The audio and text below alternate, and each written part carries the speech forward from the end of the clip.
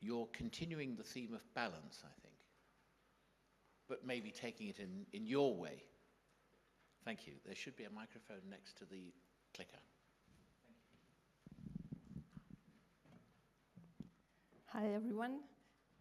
Quite late today, so many interesting information. I know everyone is full, but I will try to be more in practical aspects. I'm a scientist. I'm passionate by the innovation in clinical research, and I have strong affinities in data and in data protection because I strongly believe that this data stays behind the innovation. So the innovation in clinical research, there are a lot of examples. Artificial intelligence and the machine learning, clearly in the diagnostic, using the imaging, the prediction, the major leaps were done there. AI now can predict earlier detection, for example, of cancer, in breast cancer. Still, there are a lot of things that should be validated behind by the medical doctors, but the development is really very fast. Gene therapy, I'm looking at you, you're with Veronica, talking about the genetic data and the potential future advances that it can bring to solve a lot of problematic diseases, like technologies where we can edit the genome, which is still being under development, but shows promising results, these CRISPR techniques. Regenerative medicine, generating tissues for transplantation, or for example, for people who had burned, and we can now generate skin. We can generate from one cell even the cardiac tissue. A lot of biopharmaceuticals, like antibodies, vaccines, of course, this is more classical, which we hear more often. Digital health technologies, which are developing in very fast pace.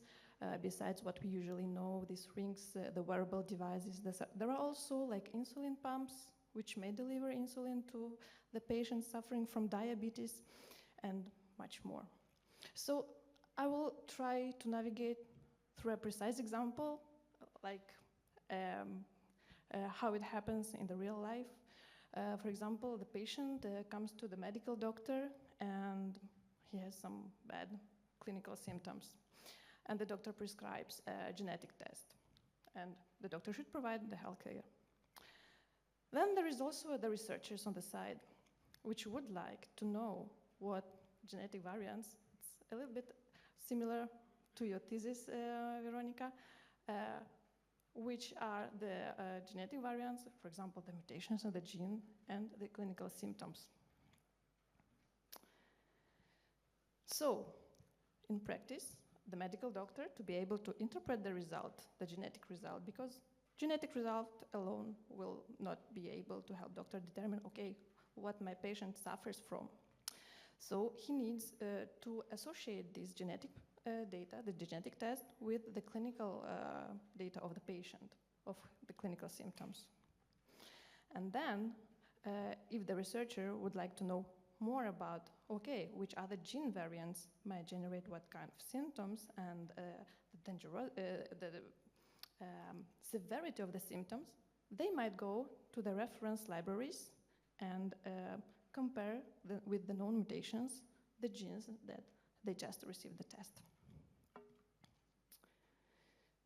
So the advantages of reusing and using several types of data combined together are very clear. It will optimize the diagnostic techniques. It will generate personalized medicine, treatment of rare diseases, discover maybe new drugs or enhance drug safety when we are talking about the real-world evidence, etc. But also on the other side, and more practical side, it will reduce the operational costs and, of course, the time of the researchers and of the innovators. But let's go back to the example of this researcher who would like to know the association of different genes, variants with the symptoms. So he has to go and to search data from different holders, let's say, from laboratory, the genetic test, clinical data, which can be found at the hospital or patient-generated, so it's not an exhaustive, of course, list of those. And then in the libraries and the databases that already exist. So there are several sources, of course, which imply technical hurdles, like where to find the data, how to find, to access the data, and then to use this data if the data was collected quite a long time ago. On top of that, there are some legal and ethical aspects regarding the sensitivity of the data, which we talked so much today, and of course the format of data, the standardization. And in the mirror of all these players, we don't have to forget that in the center of all this sharing is the individual, that we have to respect the rights of the individual, but also to respect the principles of the GDPR, the transparency, lawfulness, fairness, and the data minimization. And for that, there are a lot of legislative tools which were very nicely presented by Petra, so I'm not going to deep dive in that. But the Data Governance Act, the European Data Act, the proposed regulation for EHDS, and of course, on top, the GDPR, which is the pillar of all of them, all together, which aims to provide a very secure and trustful environment between all the participants in this sharing and reuse of data. I will not go in details how GDPR allows to reuse the data in practice. Yes, it allows for to process the health data for the provisions of health or social care, public health, scientific purposes. In some cases, it can be processed without any explicit consent. The information should be provided to data subject, etc. And then, if we want to reuse the data, there should be checked for the compatibility of the purposes, the initial one and the further one. And I want to focus more on this compatibility test and specifically the link between the initial purpose and the further purpose of the processing of personal data, and also the context of the processing of personal data, which is related to the expectations of the data subjects to whom the data belong. The other points, like the description of nature of personal data, the consequences of data subjects, the appropriate safeguards, I will not focus on it, but because it's more straightforward than the 5 of them. And so, what is compatible should clearly fall within the reasonable expectations of the data subjects. So what are the expectations? The patient comes, the patient expects to have a diagnosis and to treat the disease, but also the patient expects to know who is processing his data or her data, where the data is transferred, if it's transferred, and how the data is protected. So from the GDPR perspective, we go back to the medical doctor. So of course, the medical doctor is the initial controller. So it was the first one who collected directly the data from the individual, from the patient.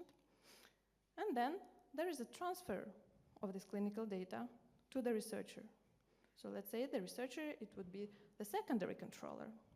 So in a way, the researcher also collects the data, but indirectly from the individual. We can consider that the researcher will use the data for the secondary purposes, but for the researcher, it will be like initial purpose, So we are like in a circle to determine, so finally, okay, there is the first purpose, the further purpose, and then what are the responsibilities of those 2 controllers in terms of putting security measures to this data that will be shared. And here I come to more like challenges that we face usually in practice. To check whether the purposes, which were initial one, well, it's just one of the examples that I provided here, but there might be a lot of initial purposes, if they are compatible with a further purpose, and then if yes, but from which threshold we can consider that it is compatible. And an example, you can use the data, the genetic data, to validate a technique. So there is an innovator that would like to improve a technique of genome sequencing.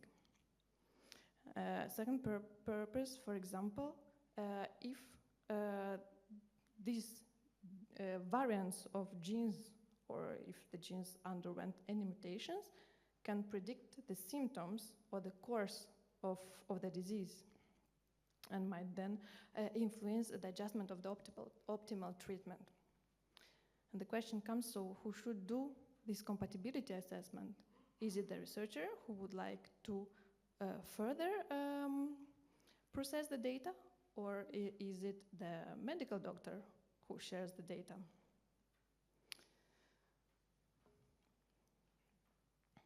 And coming to the expectations of the data subjects, so what would be and how to evaluate what would be the reasonable expectations of the data subjects? So EDPB issued some guidelines that there can be, of course, the controllers should assess whether the individuals were properly informed, but there are two types of assessments that could be done. A formal assessment, so to compare the purposes that were initially provided, for example, in frames of a clinical trial in the ICFs, and usually it's provided in a written form, and they are provided by the data controllers. And then a substantive assessment. So it is something beyond these formal statements, and it gives more flexibility and pragmatism. So it's a way also to identify if the further purposes and the initial purposes are compatible. And so to conclude, it is very important to find this balance in this sharing ecosystem to support this innovation in the healthcare. Not to forget about the patient, of course, in the center of it, and the need of collaboration of different experts, so not only the legal, because I think a legal part would be not enough to determine what is the threshold of compatibility in frames of a scientific project. And to ensure, but not in extreme, that the protection of individuals' privacy and rights are respected, but staying also open, not to impede the innovation in life sciences and in the clinical research. So thank you very much.